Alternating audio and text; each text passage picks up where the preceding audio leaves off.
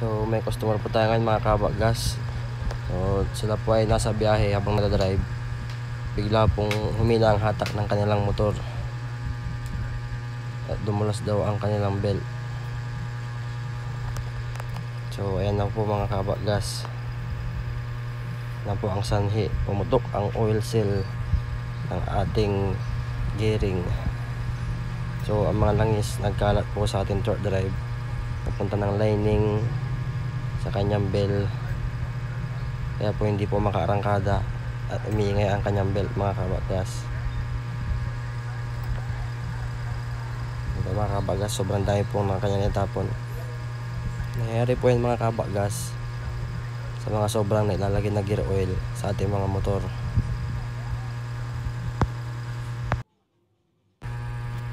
So nalisan na po natin mga kabagas. Bumili po tayo ng dalawang oil seal sa ating sigunyal at torque drive gear.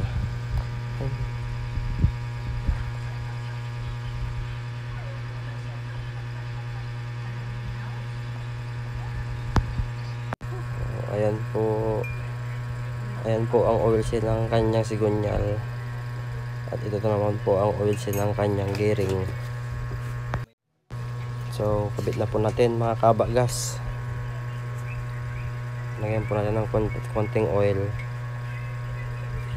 ng padulas, para madali pong ikabit.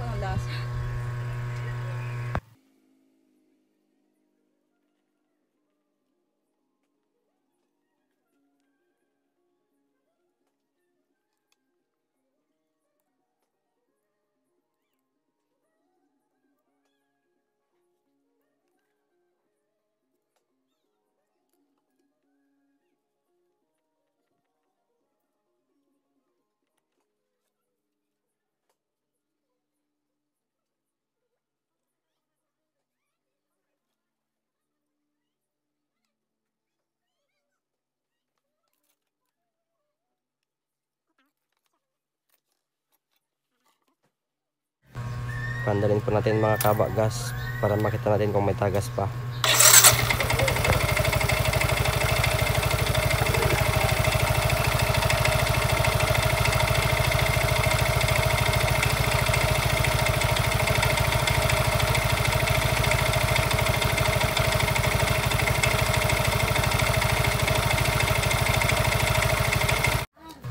Kawit na po natin mga kabagas. So ito po ang kanyang clutch lining. Ihain po natin ng 1,000 para matanggal lang po ang kanyang nakalagay na langis. Ayan, lang po para matanggal ang kanyang mga langis-langis.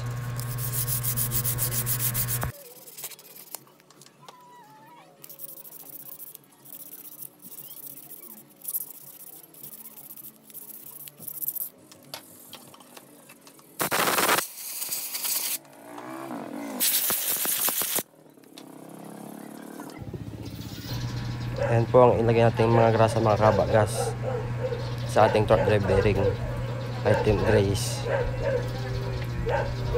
para hindi po malusaw agad mga kabagas.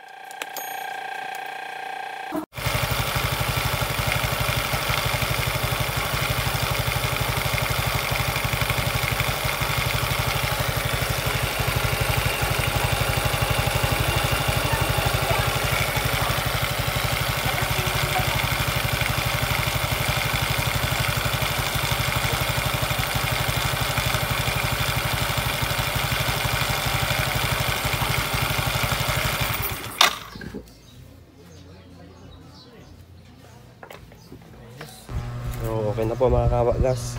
Sabit na po natin ang kanyang mga cover.